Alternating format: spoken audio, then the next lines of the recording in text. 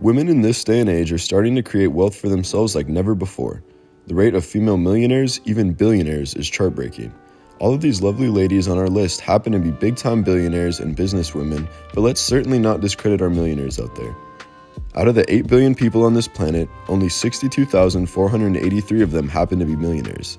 Now, out of those 62,483 people, only 2,668 of them enter the Billions Club. Now let's get moving. Starting off strong at number 10, we have Iris Font Bono.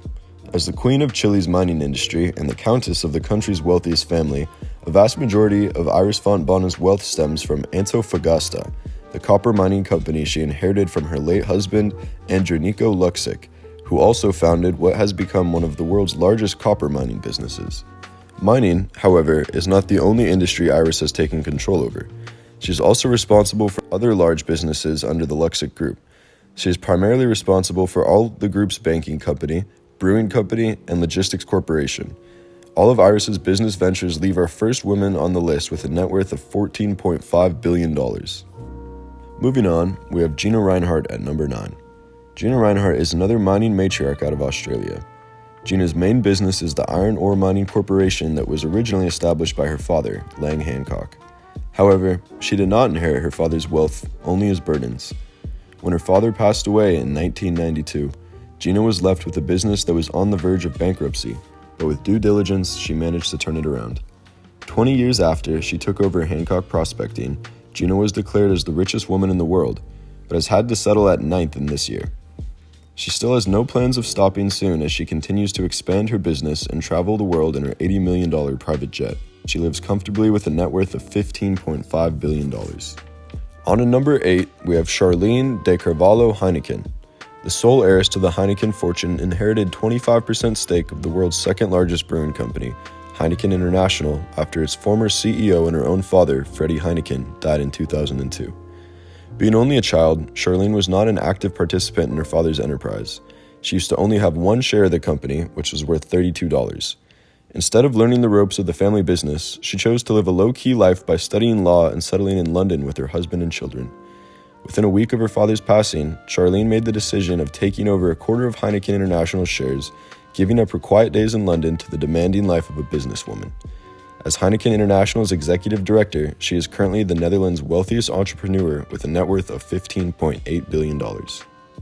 In the number 7 spot on our list, we have Abigail Johnson. Born in Boston, Massachusetts, Johnson became the most powerful woman in the field of finance after taking over the chairperson position at Fidelity Investments, one of the top 3 financial services companies in the United States. Abigail inherited a fortune worth trillions of dollars in assets, putting her in a position to compete against these high-level males. Not only does Abby's success serve as a proof that a woman can hold her own in a man's world, she also uses her position to bring more women into finance and investment management business by encouraging them to take part in the industry and by making her company a welcoming place for women who want to have a flourishing career in the finance industry. Abigail Johnson is left with a brilliant net worth of $16.9 billion. In our number 6 spot, we have Suzanne Klatten.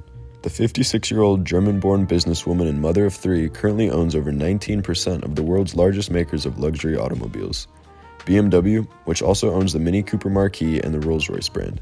Suzanne, however, is only the second biggest shareholder next to her brother, Stefan Quandt, who owns more than 23% of the company. Suzanne's success as an entrepreneur is not just because of the family's business. Over the years, her focus has been turned onto Altana AG, a pharmaceutical company founded by her grandfather, which she has propelled into this world-class status. To this day, she remains as the chairman and the sole owner of Altana AG, which reportedly earns $2.5 million a year in sales, leaving Klatten with a luxurious net worth of $19.6 billion. On to number 5, we have Laurene Powell Jobs. Laurene has always been in the shadow of her late husband, Steve Jobs, until he lost his battle against cancer in 2011. His unexpected death at the age of 56 left Laurene with a high-profile fortune tied to her name, a fortune she had to take care of in the midst of grieving the loss of her own husband. Unknown to many, Laurene has carved her own mark as a philanthropist. The biggest of her projects is the Emerson Collective, an organization based in Silicon Valley, California, focusing on advocating for social change. The organization was founded in 2004 and operated quietly. Fast forward to today, Laurene's net worth may still be mainly defined by the money that her late husband's company brought, but she is also making a name for herself through philanthropy. Regardless of where she got it, Lorraine Jobs is still left with a hefty net worth of $20.6 billion. Moving on to number 4 is Yang Xuan. Xuan is an extremely powerful Chinese businesswoman. Rumor has it, in just 4 days she made $2 billion. She remains as the richest woman in China for 6 years in a row and counting.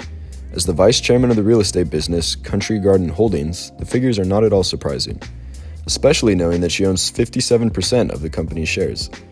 Yang's rise to the top of the richest started in 2007 when her father, Yang, transferred 70% stake to her name and made her not only one of the company's major shareholders, but also China's wealthiest individual at the young age of 25.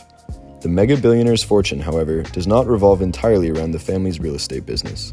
Yang is also the owner and founder of Bright Scholar Education Holdings, the company responsible for operating the biggest international K-12 schools in China. All of Yang's business ventures give her a net worth of around $22.4 billion. In our number 3 position, we have Jacqueline Mars. Jacqueline Mars is an American business phenomenon that literally lives the sweet life. Her father, Forrest Mars, was a mega billionaire and entrepreneur, building the world's biggest candy corporation, Mars Inc., which Jacqueline would later inherit. Currently, she owns about 1/3 of the company, which is the same as what her brother owns. Other than being an heir to the world-famous sweets company, Mars is also an active philanthropist and owner of some of the top eventing horses in the United States. The American is left with a cool net worth of around $27 billion. At number 2, we have another American sensation in Alice Walton, the youngest child and only daughter of Walmart founder Sam Walton. Though she is not actively chasing the Walmart dream like her brothers, she still walks away with a few $1 billion. To her credit, Alice is also a co-manager of Walton Enterprises, which is one of the family's holding companies responsible for 50% of Walmart's largest retailer. Alice's passion, however, lies in art, shown in her personal collection, which was reported to be worth hundreds of millions of dollars in value. As well, she created the Crystal Bridges Museum of American Art that she opened in 2011 in her hometown of Bentonville. Alice Walton is left with a clean net worth of $46.4 billion.